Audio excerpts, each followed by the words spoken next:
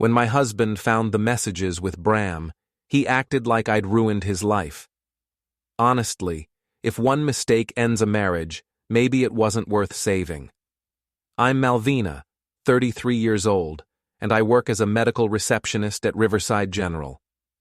I've been married to Osric for 11 years, and we have 2 kids, Ivy, who's 9, and Lyle, who's 6. Our house is nothing special, just a modest 3-bedroom in the suburbs where every day feels exactly like the last. Before we dive deeper into this story, I have one small request.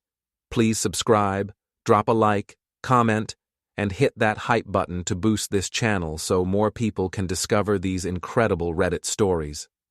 Osric works in insurance, spending his evenings buried in spreadsheets and policy documents. He's practical to a fault, the kind of man who schedules romance and thinks a good marriage runs on autopilot. For years, I felt invisible in my own home. He'd come home, ask about dinner, help the kids with homework, and fall asleep watching the news. When was the last time he really looked at me? When did he last ask how I felt about anything that mattered? That's when Bram entered the picture. He works in hospital maintenance, fixing things that break down, which felt fitting, considering how broken I felt.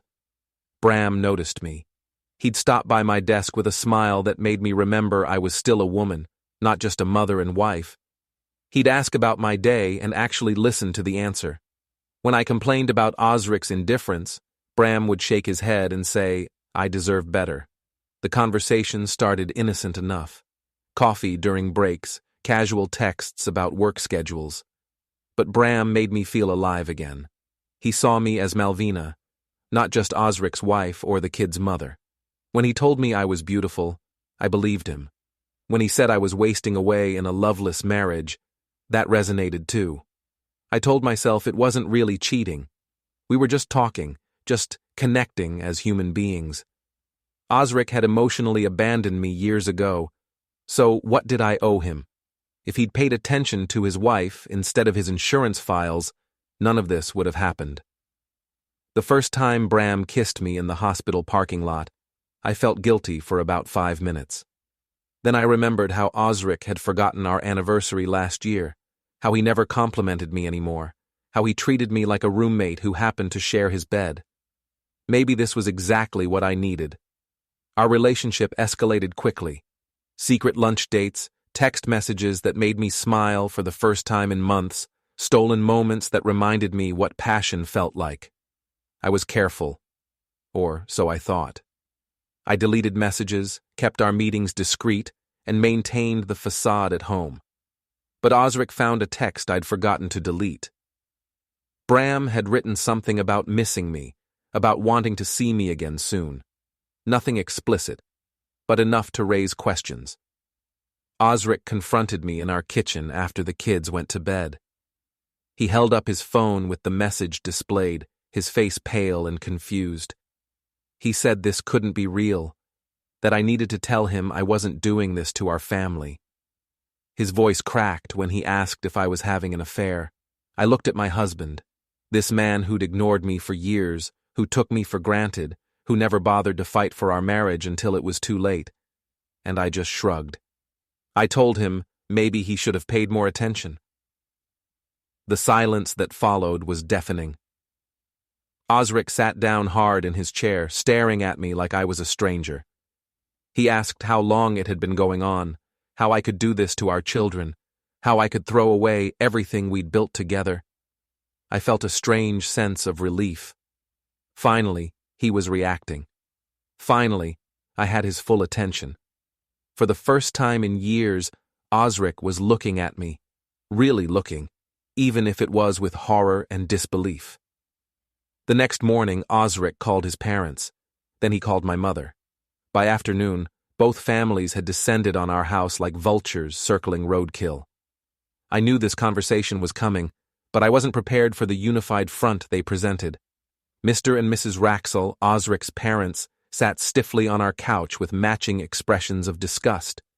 They'd never particularly liked me, always thought their precious son could have done better. Now they had ammunition for their disapproval. My mother Dorothea wrung her hands nervously, caught between defending her daughter and acknowledging the obvious wrong I'd committed. She kept asking if we couldn't work this out somehow, if counseling might help, if I really understood what I was throwing away. Then my siblings arrived. My sister Elnora walked in with fire in her eyes, immediately taking Osric's side. She said she couldn't believe I'd destroyed my family for some fling, that I was being selfish and stupid. My brother Hartwell stayed quiet, clearly uncomfortable with the whole situation, but unwilling to choose sides. The worst part was when Ivy and Lyle overheard the raised voices. Ivy crept downstairs and asked if I'd made Dad sad. I knelt down to her level and explained that grown-ups sometimes have hard talks, but everything would be okay. The lie tasted bitter in my mouth, but what else could I say? Osric's mother declared that I'd brought shame on both families. She said I was a terrible example for my children and that Osric deserved better than a cheating wife. His father nodded along, adding that in his day, people honored their commitments. I defended myself the only way I knew how. I told them they didn't understand what my marriage had really been like. I explained how lonely I'd been, how Osric had emotionally abandoned me long before I found comfort elsewhere. I said I'd tried for years to connect with my husband, but he was too busy with work and his own interests to notice his wife was drowning. Elnora shot back that marriage wasn't always easy, that commitment meant working through problems instead of running to another man. She said I was making excuses for inexcusable behavior, but they didn't know what it felt like to be invisible in your own home. They didn't understand the slow death of being taken for granted, of having your needs dismissed, of watching your husband choose everything else over you. I'd sacrificed my own happiness for years, and the one time I chose myself, I was the villain. That night, Osric moved into the guest room. He said he needed space to think, to figure out if our marriage could survive this betrayal. I told him he was being dramatic, that couples work through these things all the time. I started reaching out to friends, carefully crafting the narrative. I explained that Osric and I were having problems, that he'd been distant and cold for years. I mentioned how he never appreciated me, never made me feel valued or loved. When they pressed for details about what had happened, I focused on his failures as a husband rather than my own actions. Some friends offered support, but I noticed others becoming distant. Invitations stopped coming. Phone calls went unreturned. It seemed like Elnora had been busy spreading her version of events, painting me as the unfaithful wife who'd destroyed her family. At work, things got complicated quickly. Bram started avoiding me, claiming we needed to be more careful. When I pressed him about our future, about whether he'd leave his wife for me, he became evasive. He said things were moving too fast, that he needed time to think. I realized with growing horror that Bram wasn't planning to rescue me from my failing marriage. He'd been content with our secret affair, but now that everything was out in the open, he was backing away. I'd blown up my entire life for a man who saw me as a temporary distraction. My mother discovered that Bram was married and threatened to tell Osric everything if I didn't end the affair immediately. She said I'd already done enough damage and that continuing would only make things worse, but it was too late. The damage was done, and Bram had already made his choice. Meanwhile, the children were struggling. Lyle became withdrawn, barely speaking at dinner. Ivy started acting out at school, getting into fights and talking back to teachers. When I was called in for a conference, the principal asked if there were problems at home affecting the children's behavior. I explained that Osric and I were going through a rough patch, but I minimized the situation. I said children were resilient and that things would settle down soon. Inside, I wondered if I'd underestimated how much this would affect them. Osric's parents started making noises about custody arrangements. Mrs. Raxall said the children needed stability and that maybe they'd be better off with their father full-time. She suggested I'd proven myself unfit to be their primary caregiver. The accusation stung because part of me wondered if they were right. I'd been so focused on my own unhappiness that I'd failed to consider how my choices would impact Ivy and Lyle. But I pushed those doubts aside. I was their mother, and no one could love them more than I did. Then my supervisor, Mrs. Fenwick, called me into her office. She'd received a complaint about inappropriate conduct with a hospital employee. Bram's wife had apparently discovered our affair and filed a formal grievance, claiming I'd been pursuing her husband at work. Mrs. Fenwick asked for my side of the story, but what could I say? I admitted to the relationship, but insisted it hadn't interfered with my work performance. She said the hospital had policies about fraternization, and that this situation created a hostile work environment for other employees. I was suspended pending investigation, which meant I'd lost my income right when I needed it most. Osric had already consulted a divorce attorney and was talking about separating our finances. The walls were closing in from every direction. Bram finally returned one of my calls, but only to tell me we couldn't see each other anymore. He said his wife had threatened to leave him and take their kids if he didn't end things immediately. He claimed he cared about me, but that his family had to come first. I asked him what I was supposed to do now that I'd lost everything for him.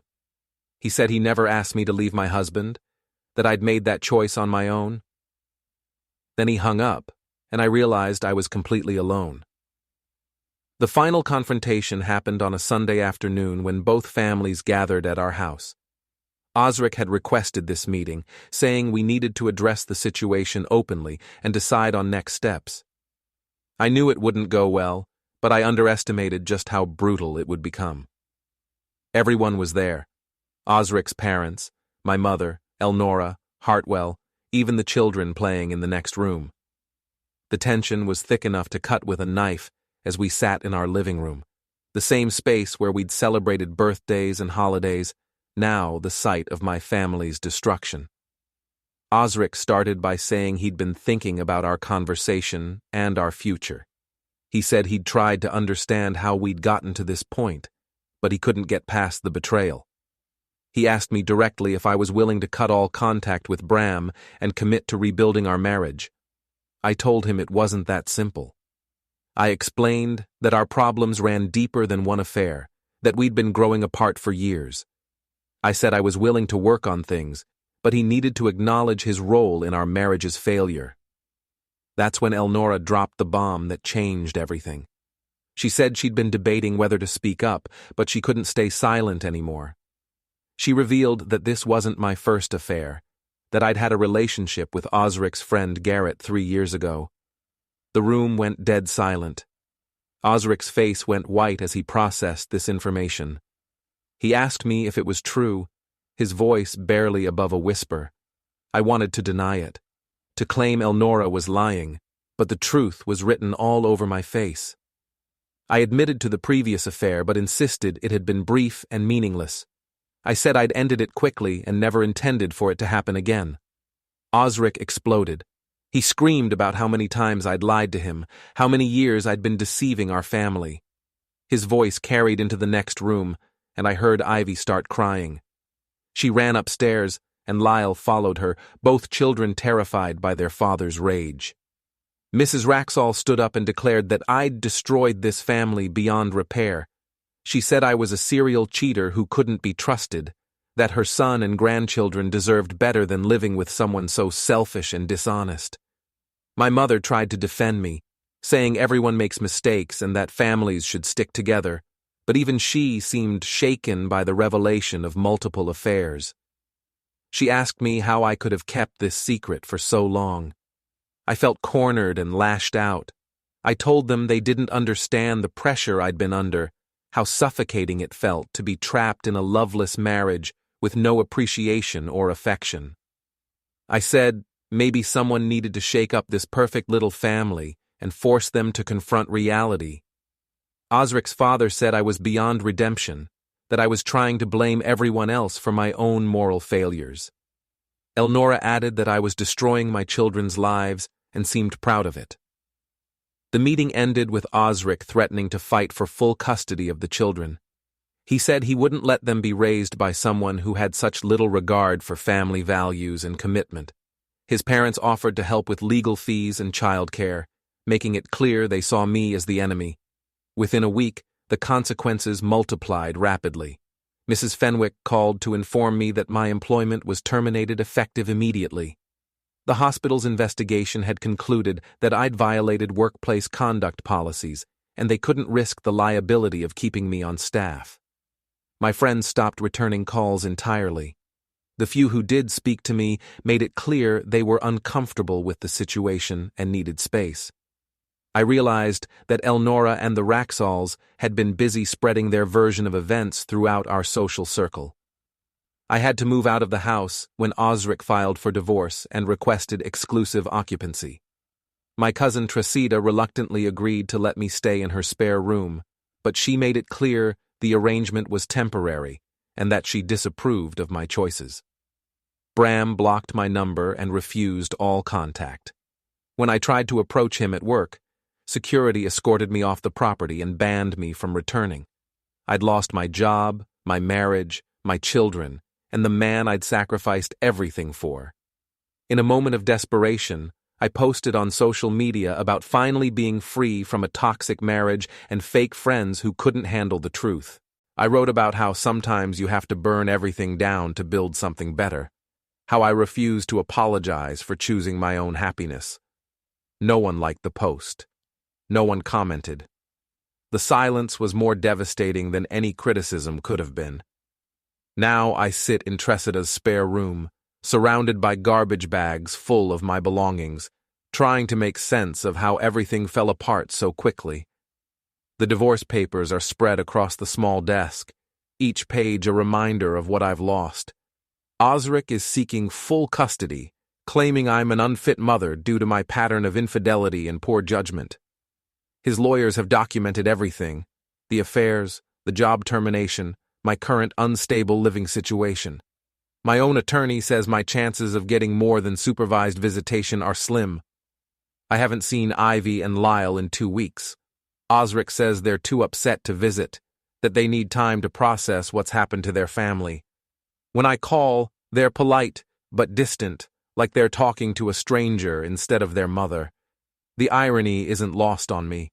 I destroyed my marriage because I felt invisible and unappreciated, but now I'm more alone than I've ever been.